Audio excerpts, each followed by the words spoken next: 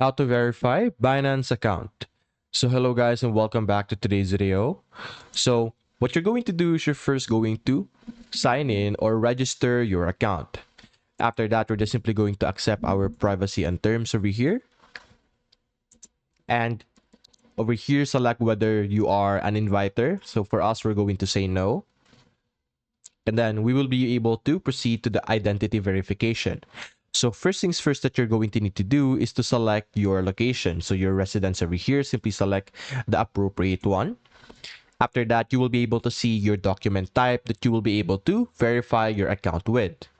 So for example, you have a driver's license. You're going to select that, click on continue, and you're going to be able to upload it or verify it with your device. So you could either upload it on your desktop over here, where you just have a picture on hand, or you could also scan your QR code over here with your phone, allowing you to take a picture of your device or your ID.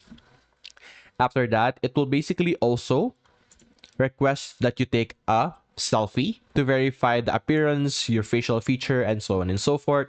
And after that, you should then be able to verify your Binance account. So that's basically it, guys. If you enjoyed this video, leave a like and subscribe. Thanks for watching.